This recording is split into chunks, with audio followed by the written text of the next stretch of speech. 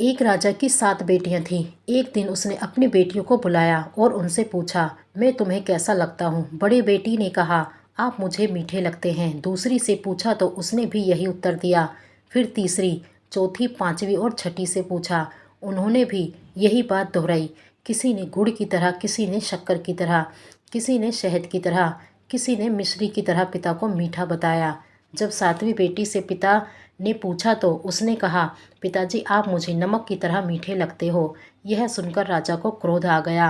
वह 7वीं बेटी से बोला, तुमने मुझे ऐसा क्यों कहा? लड़की बोली, पिताजी, मैंने जो महसूस किया वैसा ही कहा है। छोटी लड़की के मुख से ऐसा सुनकर राजा क्रोधित हो उठा। उसने अपने सेवकों को दरबार में बुलाया और आदेश दिया कि नगर के किसी कोढ़ी आदमी को उठा लाओ। सेवकों ने पूछा, महाराज, आप ऐसा क्यों कर रहे हैं? राजा ने कहा, मुझे अपनी छोटी लड़की की शादी उससे करनी है। राजा की बात सुनकर सब लोग चिंता में डूब गए। सभी मंत्रीगणों ने राजा को ऐसा अन्याय ना करने की सलाह दी, लेकिन राजा ने उनकी एक ना सुनी। सेवक कोढ़ी की खोज में निकल पड़े। तभी उन्हें पता चला कि किसी अन्य राज्य का एक राजा है जिसके शरीर में एक साधु के श्राप के कारण कोढ़ फूट पड़ा है। उसकी जरा सी भूल के कारण साधु महाराज क्रोधित हो उठे थे। उन्होंने राजा को श्राप दिया था कि जिस अपने देह सौंदर्य का वह अभिमान करता है वह शीघ्र ही समाप्त हो जाएगा और वह कोढ़ी हो जाएगा। कोढ़ी हो जाने के बाद उसके ही दरबारियों ने उसे निकालकर जंगल में फेंक दिया था। सेवकों ने कोढ़ी राजा को जंगल से ढूंढ निकाला और उसे उठाकर अपने राजा के दरबार में ले आए।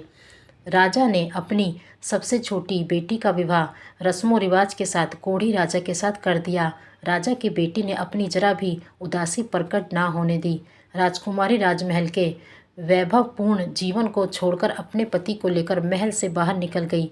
भीख मांगकर उसने कोढ़ियों को बिठाने वाला एक ठेला खरीदने के लिए पैसे जोड़ लिए। वह रोज उस ठेले में अपने पति को बिठाकर भीख मांगने जाया करती। एक दिन अपने कोढ़ी पति का कहा मानकर रानी उसे सरोवर के पास ठेले में बैठा छोड़कर भीख मांगने चली गई। कोढ़ी राजा ने देखा कि सरोवर में कुछ कौवे डुबकी लगा रहे हैं और हंस बनकर सरोवर से बाहर निकल रहे हैं। यह दृश्य देखकर वह हैरान हुआ। अचानक उसके दिमाग में एक विचार कौंधा और वह सोचने लगा, क्यों ना मैं भी सरोवर में डुबकी लगाऊं। यदि कौवा हंस बनकर बाहर निकल सकता है तो मैं भी शायद पहले जैसा सुंदर नौजवान राजा बन जाऊं।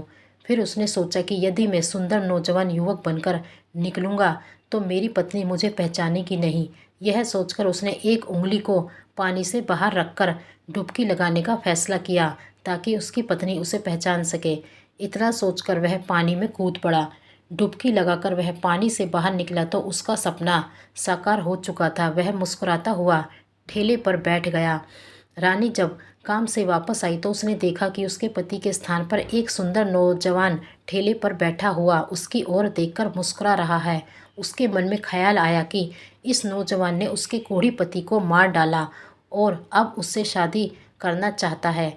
यह सोचते ही उसकी आंखें क्रोध से लाल हो गई। वह तुरंत उसके पास पहुंची और गुस्से में लाल पीली हो युवक से बोली, बता, मेरा पति कहाँ है? युवक ने कहा, मैं ही तेरा पति हूँ। परंतु वह न मानी और रोते हुए बोली, तुम मुझसे झूठ कह रहे हो। मेरा पति ही मेरा परमेश्वर है।